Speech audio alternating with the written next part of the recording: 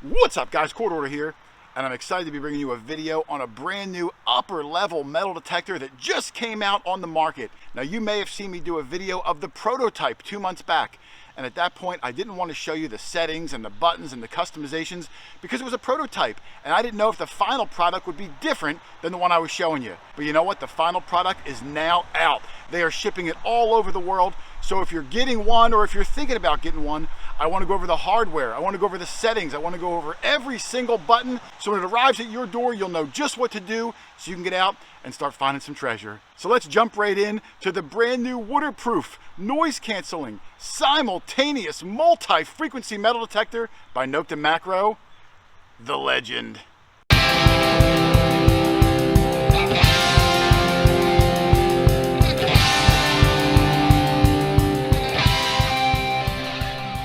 So here is the new Nokta Legend detector. It comes with the detector itself, an 11-inch double D search coil, and Bluetooth low latency headphones for very little lag between the coil and your ear. It also comes with the charging cable for both the machine as well as the headphones, and also the mounting hardware that'll mount the coil to the lower shaft. The shafts are another impressive feature with the Legend. Where most detectors, these rods are round. So when you connect them together, it's a little push pin, so there's always a little bit of wobble when you swing it. The Legend shaft is a trapezoid shape with a flat side on the bottom. So when you lock this latch down, it has a lot more surface area to grab onto, and when you snug it up, there's very little wobble, which you are going to notice swinging this machine all day long. Now, it's also available in a Pro Pack. The Pro Pack is the exact same detector, coil, and headphones, but it also comes with a small 6-inch round double D coil. So when you put that on, you get even better target separation. Now, this isn't the one for the Legend. I'm just trying to give you an idea of what it would look like. And the Pro Pack would also come with a USB battery backup. Again, this isn't the exact one, but the Legends would mount on this little shaft back here, and you would plug the cable right into the back. So when you used up the internal battery, you can plug this in and keep on going. The design of the machine is really nice too, where the hand grip and the control box lift up almost 90 degrees. That way your hand's not in the way and you can clearly see the screen. And then the back of the control box has this really large speaker, an LED flashlight that'll shine down on the ground for night hunting, and then these two socket ports, the one on the right where you connect your search coil, and the one on the left that you will use to charge the machine. And you can also use with an adapter wired headphones that would plug into that same port. But the real meat and potatoes is the technology inside. Now it's starting to rain, and even though the Legend is waterproof, I don't feel like getting wet. So let's bring it indoors. I'm going to set it up and go over every single button, every single setting, so you guys are prepared to go out and find some cool stuff. Let's get to it. All right, so here's the control box of the brand new Nokta Legend machine. I kind of want to go over all the settings, all the customizations. That way you can figure out exactly what you have to do to set this machine up, because some people are visual learners, I know I am, to help you kind of figure the machine out. So this is the landing page when you first turn the machine on. We're going to start off at the very top bar up here, and you might have different icons depending on what you have on and running, but at least at the moment, the default, you see the battery indicator light, the user profile. Right now I am in profile 1 in park mode. We're going to talk more about that later. There's my backlight indicator, which I think is at brightness level 2. And there's the clock. Right now, the clock is wrong. I didn't really set it. Oh well. Below that, you have your different modes. Where you're in park mode right now, you can kind of see the rectangle going around the outside of park. And if I arrow over here, you'll see we go into field mode. We go into beach mode. We go into gold mode. And then back to park. I'm going to leave it in park for now, but we will bounce around as we go on. The next segment down, this is your target ID range. The Legend's target ID goes from 1 all the way up to 60, with your higher conductors like your coins and your silver going to be on the right side, and your lower conductors like your iron, maybe even small gold, way over on the left-hand side, everything else kind of in the middle. You'll also see there's a big letter C over here for custom. You have different default discrimination patterns. There's all metal, there's ground, even though it looks like a number 6. Ferrous, which gets rid of your iron, and custom. We'll talk about all that in a second. Below that are our frequencies. Right now we are in multi-frequency 1, there's a multi-frequency 2, and then there's single frequencies of 4, 10, 15, 20, and 40. And we're going to get into that too. Next to that is our sensitivity. The sensitivity goes from, I believe, 1 all the way up to 30. Now right now I have it cranked way down because I'm filming this inside. And when you're inside a house, there's nails and screws in the floorboards and stuff. So I don't want to make all sorts of pops and buzzes. When you're out in the field, you're going to crank that sucker up. Default is 25. If you could get it to 30, maybe all alone in a farm field, you could go for it. But you might pick up little pitter patter. When you bump up against a twig, it might false. So you got to find that sweet spot. 25, I think, is going to be pretty good. In the middle is your target ID range. When you swing over a target, it's going to put up various numbers. The more you use it, you'll get, used to what numbers may correlate to what signal. So you'll kind of have an idea of what to dig and maybe what not to dig. Next to that is your depth indicator. If you only have one bar showing at the top, it's going to be shallow. If it's maxed out, it's going to be something deep. Now keep in mind, a metal detector, it's given it on a coin-sized object. So if you find something really big like a can, it may say that it's 2 inches deep, but really it's like 8 or 9 inches deep. And vice versa. If you swing over a small little 22 cartridge, it may say it's 5-6 inches deep when it could be laying right on the surface. It's looking for coin-sized objects. So if it's bigger than a coin, it's going to think it's shallower because it sees more of it. And if it's smaller than a coin, it's going to think it's deeper because it sees less of it. And then below that, a new feature to the Legend is this Ferro Check, where when you swing over targets, if it senses iron in there, it's going to illuminate some of the part on the left. If it senses no iron, it's going to illuminate on the right. A lot of targets, you are going to get a mix of the two halves. This penny is all on the right. But if there was iron, nails in the way, or a lot of relics may have a combination of the two, you'll get some sort of a balance just to kind of help you figure out what it might be. All right, and off the screen, these are your buttons. All the buttons are navigatable. Oh, that's a big word. Right by your thumb, pretty easy. Starting down here, this is your power button. Once it's on, it becomes your settings button. If you want to turn the machine off, you would press the power button for 2 seconds. The machine will turn off. Otherwise, it'll bring you into the settings. We'll go into that in a second. The next button over is your pinpoint/accept reject button. Use the pinpoint a target, or if you click on it, you can accept and reject different notches, which we will also go over later. This button here is your frequency button. It'll navigate you through the different frequencies. This button here will take you through the different discrimination modes, all metal, ferrous, all that stuff. Or you can also press and hold it. It'll take you into a custom where you can individually notch out segments or individual target IDs, which we'll also go over later. Your left and right arrow button, which navigates you through the different modes, navigates you through the settings window, which we will discuss, and the up and down arrow, which will also navigate you through some of the settings window, or on the main screen, it'll move your sensitivity up and down as you see there. Your last button is your ground balance. We'll also talk about at the end of the video how you would ground balance the machine to the mineralization of the soil that you are detecting. All right, let's jump into the settings. To get to the settings, you hit the settings/power button once, and you'll see a whole bunch of settings come up at the bottom. We're going to start from left to right because that's how I was taught how to read. So when you see that little square going around the icon, and you see as I move the arrows over, it's moving across. It is faint, but the leftmost one is our noise cancellation button. When we hit that button, we're just going to hit the accept button. And what it's going to do is it's going to cycle through 13 different channels looking for the quietest channel. Quiet meaning no interference from high power lines, other detectors, anything in the immediate area sending out a frequency that might disturb this. Now you can see that right now it landed on channel 8, what it thinks is the quietest. Now I can manually up and down arrow if I want to manually search for a different quiet channel. But I have found the automatic noise cancellation works well. So if it gives me 8, I'm probably going to go with it. I would hit the main settings button and I'd start detecting. Now, as you're going along, let's say a football field away, you start getting closer to a high power line. You may want to come back in, re-noise cancellation. It may find a different channel based on your environment because you do want to have the quietest, most stable machine wherever you go. Noise cancel all the way. It's a great feature and it allows you to take the machine where some machines just can't go. But the second one over is your recovery speed. Now your recovery speed goes from 1 up until number 10. Your recovery speed is how fast it takes the detector to recover from giving you one target to the next. So if there's 2 items next to each other and you swing over it, if you have a faster recovery speed, you're going to hear boop boop. If your recovery speed is very low, you might just hear boop, and it didn't recover in time to hear the second one. So you need to adjust this accordingly.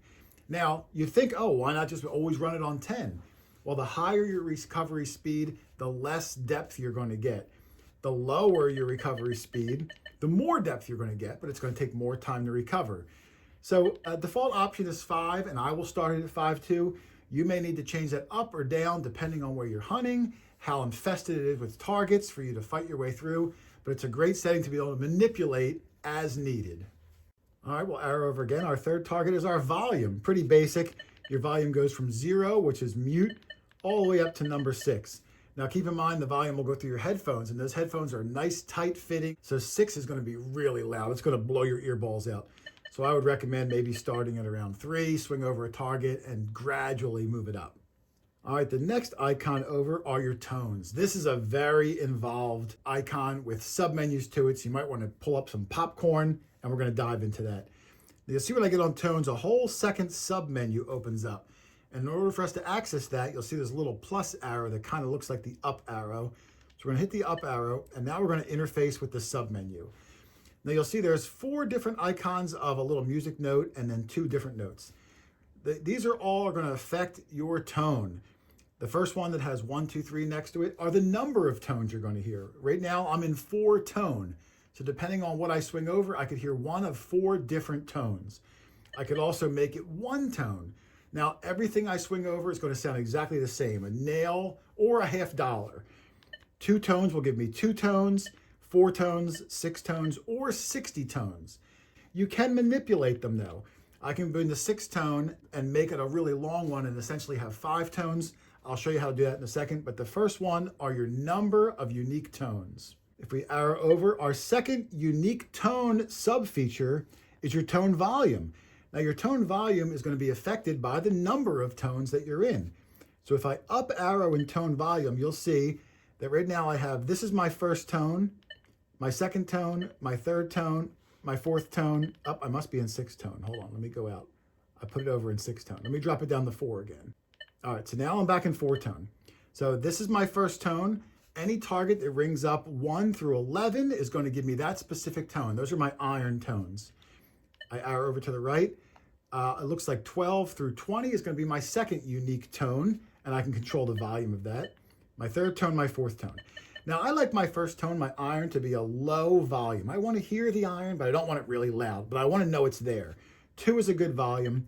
My lower mid-tones, this 10 to 20 range, I might put it like 6 or 7.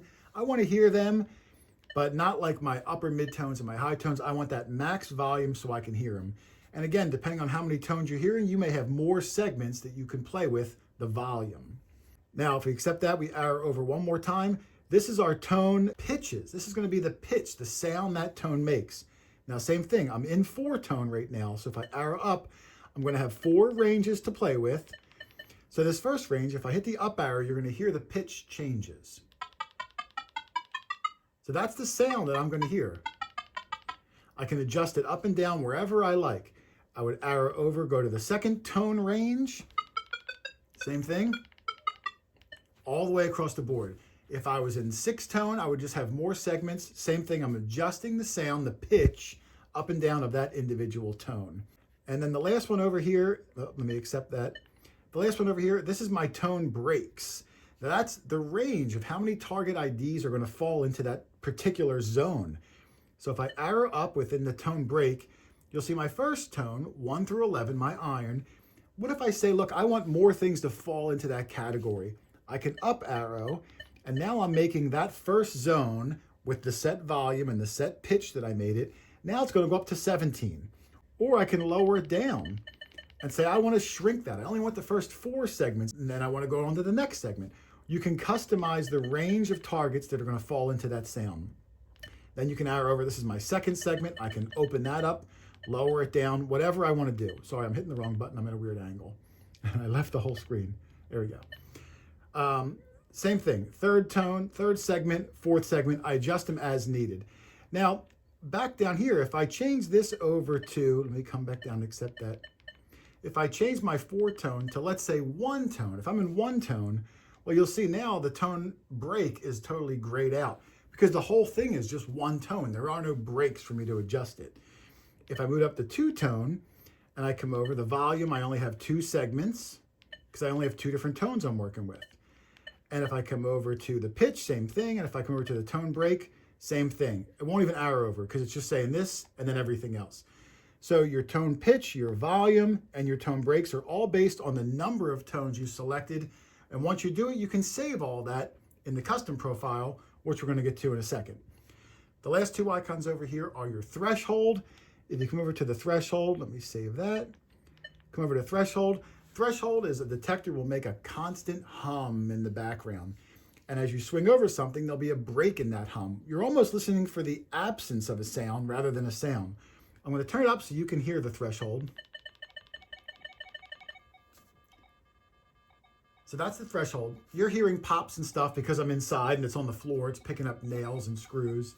But that's going to run in the background the entire time. And if you arrow over one more, you can adjust the pitch of that threshold. Now it's going to make that humming sound the entire time. Now, me personally, I'm not a big fan of threshold, but a lot of guys are. It's a useful tool, and if you want it, it's on there. But to turn it off, I'm going to put the threshold at 0 so I don't hear that hum the whole time. All right, so that covers all the sub-menus for the tones. We're going to move over again down here. I'm going to accept that, come back over. The next one, this is also a tricky one. So hold on to your hats and refresh that popcorn. Your user profiles, you get 4 user profiles per detecting mode. So I can have 4 unique profiles for park, 4 unique profiles for field, so on and so forth, for a total of 16. Now, what is a custom profile? Well, let's say that one profile I wanted to notch certain things out so I don't hear it. Maybe one profile I want to have different volume adjustments or different tones, different tone ranges. I can save that. That way when I go back to that custom profile, I can just hit one button and I'm right back in it. I don't have to redo everything from scratch. Again, you can have 4 of them per mode for a total of 16. And I'll give you an example of one right now. So to create a quick custom mode, I'm going to come back out real quick and show you that my sensitivity is down to the 1 bar. It's very low. So just so you kind of see where I'm at. In the user profile, I'm going to arrow up, and you're going to see over here there's a 1, which is profile 1 in park, and there's an open square there. If I arrow up, you'll see that's profile 2, 3, and 4. The open square means there's nothing set for that profile yet, but we're going to add something. I'm going to add it to profile number 4. So in profile number 4, let's say I accept that, and I come over here and I click on up. You hear that noise? Because profile 4 gives me a default of the sensitivity all the way up, where profile 1 had the sensitivity down. So I'm going to lower it down to profile 4. All right, so now in 4, I'm going to go into the discrimination button. We didn't really cover this yet, but I'm going to come over and I am going to notch out 20, 21, 22, and 23. That whatever that chunk is right there, I've notched them out. If I swung over a target that fell into that category, I would not hear it. All right, and I'm going to save that. I'm going to come back into the profile. Let me get out of here. Let me come back into the profile, and I'm going to save that. You see the little save button there? If I click and hold the accept, it puts a check mark in there, and now that is saved at number 4. Profile 4 in park has those things notched out and the sensitivity because I had to lower it. That's a saved profile. So now if I come over to the user profile and I go to, let's say, 2, you hear the sensitivity is back up because I'm not in profile 4, I'm in profile 2. So let's lower that sensitivity in 2. Let's go into the settings, open up this, and right now you see everything's notched in because I'm in profile 2, but if I come back up to profile 4 and hit accept, now I'm in profile 4, those things are notched out, and my sensitivity is back down to 1. And hypothetically, if I went back in, I changed it to profile 3, well now they're notched in and the sensitivity is going to be all the way up and I'm picking up the noise from being inside my house. So that's how you deal with the different profiles. At any point, if you want to get rid of a profile or delete it, you go into your profile settings. I'm going to navigate up to 4, right arrow over, which brings up that little refresh icon. Click and hold, and it clears it out. You see the notches are now gone. Profile 4 is blank and open, ready to go. I'm going to come back out, and I'm going to lower that sensitivity because when I blanked it out, it went back to the default. A little too noisy for inside of a house. But that's the basics of user profiles. And again, 4 unique profiles for each search mode that you can save, 16 in total. Back to the next icon in the main settings is your backlight. Oh, where is it? There it is. So right now I have the backlight at 2. I can bring it down to off, 1, 2, 3, 4, 5, and then I go to A, 1, 2, 3, 4, 5. The A just means it's automatic. So after 30 seconds or so of not using it or hitting any buttons, the backlight will go off. It's just a battery saver. I'm going to keep it at solid 2, only because I'm doing a demo and I want to make sure you guys can see the screen. The next one over is vibration. Now I can't show you vibration, but you can probably hear it. 0 is off. I'm going to move it up and turn it on. I think it has 6 different settings, and you're probably going to be able to hear it. So listen to this. Can you hear it? And it vigorously vibrates. You can really feel that vibration. If you're hearing impaired, or if you're detecting in a noisy area like the beach with a lot of wind and waves crashing, and you swing over a good target, not only will it make that audible sound, but it'll also vibrate the whole machine. That way you know you swung over something good. I'm going to put it down to 0 because I don't need it at the moment, and it does use extra battery. Of course, anything you have running will use a little bit more battery. And of course, if you do turn it on also, you will get an icon up on your info bar, just like anything else that you're currently in. That way you know what's running at one glance. And when I turn it off, that icon goes away. Next icon over is your flashlight icon. Behind the machine, there's actually an LED light that shines down onto the ground. There's only an on-off switch. 0 is off. You arrow up 1. Now it's on. I know you can't really see it, but it's on. And that's it. There are no brightness levels. It's just either on or off. And I'm going to just turn it off for now. But there is a nice backlight on the bottom for night hunting. All right, the next icon over is the Bluetooth icon. And before I get into it, I'm going to turn my Bluetooth headphones on. There's a little button down here. So now the headphones are on. And I'm going to come over to the Bluetooth button. And same thing, 0 is off, 1 is on. And you'll notice up here next to the power indicator, when I turn it on, it's going to start searching for my headphones.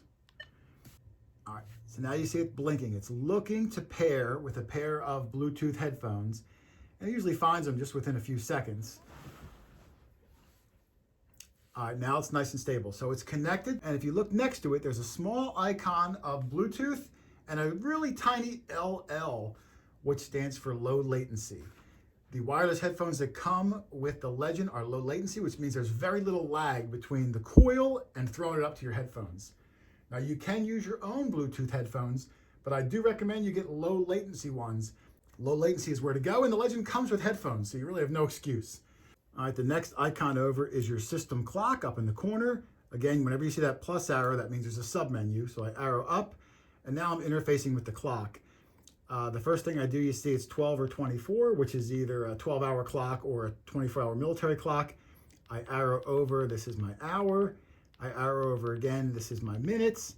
I hit accept, and that accepts it, and the time is done. Basic microwave style clock. And then the last icon over here is, let me accept that, is your odometer, which is something new to the Legend also. This will tell you how long the machine has been on and in use. That's a nice feature if you were ever going to buy a used Legend down the line and the person selling it to you says, oh, it's only got 2 hours of use on it. Well, you can look at that odometer and say, hey, it's got 43 days on it. You cannot reset that, just like your car odometer. It'll just keep going. I think Nokta Macro calls it time tracker. It's basically just an odometer for the length of time the machine's been in use. The only other thing on the settings bar is kind of a unique one. If I change my search mode to beach, this is only in beach, and then go into the settings and I scroll over to the recovery speed. If I hit the accept button, there's a sub menu to recovery speed called the Stabilization. This goes from 1 to 5. This helps your machine stabilize on the black mineralized sand on a beach. One extra feature to help to get the machine as stable, as deep, as efficient as it can be. Again, only available in beach mode, but it is an additional setting. All right, so those are all the settings. Let me get out of there. And while we're talking about the modes, some of the differences in the modes. Park mode has default settings of, I think, a recovery speed of 5, 1 through 11 notched out. By default, Park is a 4-tone mode. Now you can change it, of course, but I'm saying by default, 4 tones in Park. If you went over to Field, I think the recovery speed might be 6, I'm not sure. And I know it's 2 tones in Field. So you're going to get things that sound different in Field that you do in Park. And I'm going to show you a little example of that. Let me get out my trusty nickel. And if I go into park mode, because it has 4 tones, oh, you can hardly hear it. Let me go back in and turn off the Bluetooth headphones so you can actually hear it. Turn those off. Now it'll be open air. All right, so in park mode with the nickel, and if I move it over to field mode, so you can hear it's different because park is dealing with 2 times as many physical tones. Now, of course, they are all customizable and adjustable, but each one is unique. Right now we're in park, and if I cycle through, park can work in multi-frequency 1, multi-frequency 2, single frequency 4 kilohertz, 10 kilohertz, 15 kilohertz, 20, and 40, and then back to multi-1. If you were in, let's say, 4 kilohertz, the lower the frequency, the better it's going to be with higher conductors, coins, silver, copper, things like that. As you travel up the frequency spectrum, let's say 20, it's going to be better at picking out gold or small jewelry. And when you get up to 40, it's going to be exceptionally good for the smallest pieces of gold, teeny little thin pieces of jewelry, and things like that. So when you go into multi, it takes a whole plethora of frequencies from within the whole spectrum that the machine has and sends them all into the ground simultaneously. It's one of the amazing things about the multi-frequency detectors that are out today. Sends them all into the ground simultaneously, which gives you maximum depth. It gives you maximum reliable target IDs. And the differences between multi-1 and multi-2, I'm not sure of yet. They each use, like I said, an array of frequencies within the machine. Nokta Macro doesn't have any documentation on which array they use. That might be something proprietary, or it could change arbitrarily. I'm just not sure. It's going to be something we're going to play with together. And as I move across, field has the exact same options: 4, 10, 15, 20, 40, multi-1, multi-2. Beach, on the other hand, does not offer single frequencies. You only get multi-D, which is dry, and multi-W, which is wet. Dry is if you're in the dry, soft sand. Wet is if you're in the wet, tidal sand, which has more mineralization in it from the black sand. Those are your 2 options for the beach. And if you're in gold mode, you have just multi. There's not a second multi. And the only single frequencies you have are 20 and 40, because like I said, the lower frequencies aren't going to be efficient for gold. Multi, 20, 40 in your gold mode. I'm going to come back over to park because it's a little quieter inside the house. And we're going to work on that target ID line. Now, it also, like I said, has that C in the beginning because it's your discrimination line. So I can change it in one button and say all metal, and I'm going to hear every single target the detector swings over. I can change that to G for ground, where only the first 2 notches are missing, the first 2 notches on your target ID. So I won't hear the faintest of ground mineralization. I can change it to ferrous, where the first 11 signals are going to be notched out, so I don't hear any iron. Or custom, which we can change, and I'm going to show you how you do that now.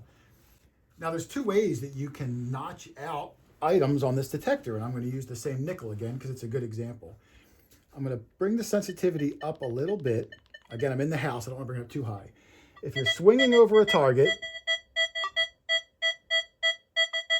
you can see the nickel hits a pretty solid 26. You know, if I was outside, it would hit even better. Let's say I didn't want to dig nickels. I just hate nickels for some reason. If I click and hold the discrimination button, in this screen, I can now eliminate or add individual IDs or a range of IDs back in. And how you do that is in this screen, as I swing over it, when the number pops up, I would hit this reject button and it'll eliminate it from the target ID line. Let's see if I can do it. It's going to require 2 hands. Here we go. All right, I did it.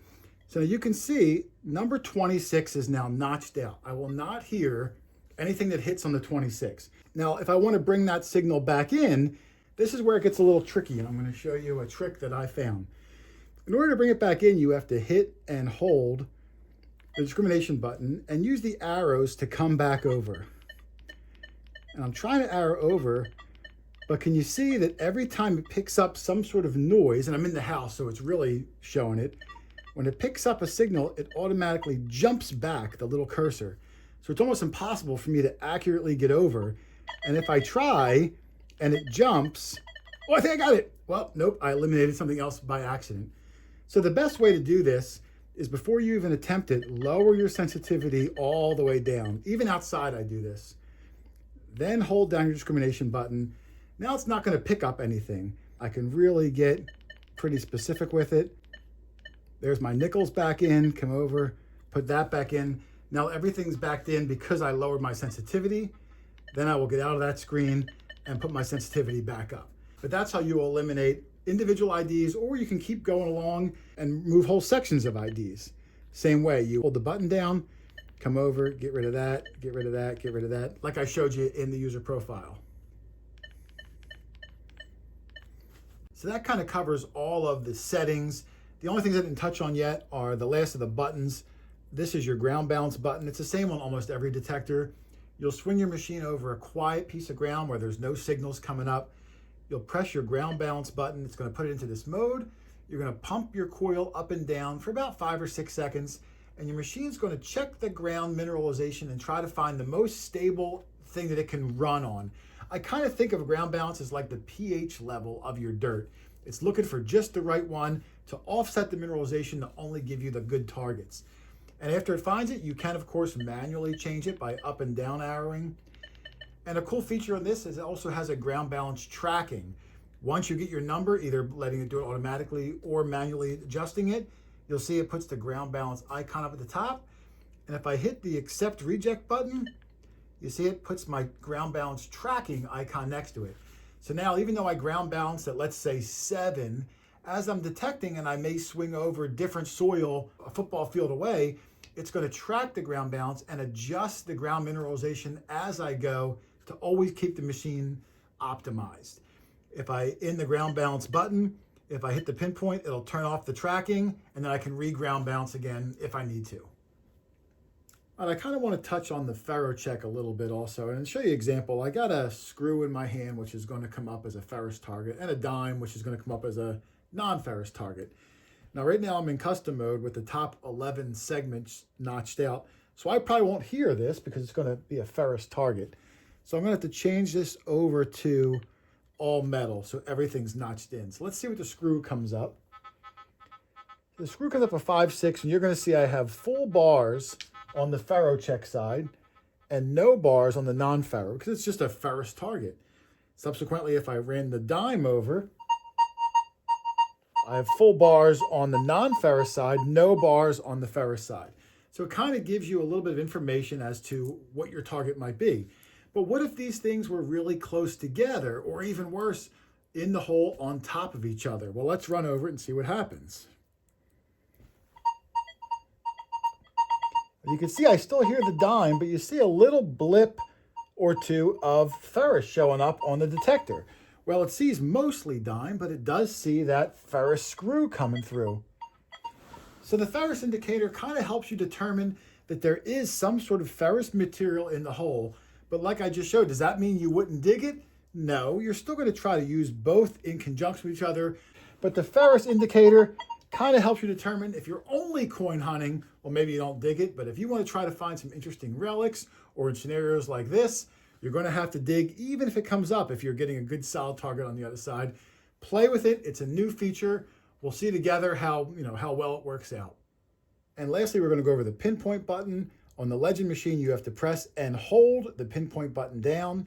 It'll bring you into this screen. As a target gets closer to the center, these bars will go out further and further until you get a solid high tone. That means your target is right under the bullseye. Just like that. You'll know you dig straight down from the middle of your coil, and hopefully you pull out a really cool treasure. Maybe better than this. So there it is, guys. Everything you need to know about the Legend so you can get one and get out and find some incredible things. Now listen, there are other really quality high-end detectors out there, and I own a lot of them. The Equinox is an amazing machine. The XP Deus, amazing machine. But here's the difference. The XP machine costs $1,600. The Equinox 800 costs $1,000 for the machine and the wireless headphones. The Legend, for the setup of the machine and wireless headphones with the 11-inch coil, $640, I think it is, something like that. If you've got a beginner machine and you're looking for that next level, well, when you compare all the technology and then you look at the price, man, the Legend might just be a no-brainer for you. So check it out, guys. I'm not even going to recommend a specific dealer. I'm not trying to sell the machine. I'm just trying to show you what's out there. So if you are ready to up your game, you'll know another one on the block, and you'll save a pretty penny doing it. Otherwise, I'm out of here, everybody. Thanks for watching. Happy hunting, and I will see you on the next one. Later.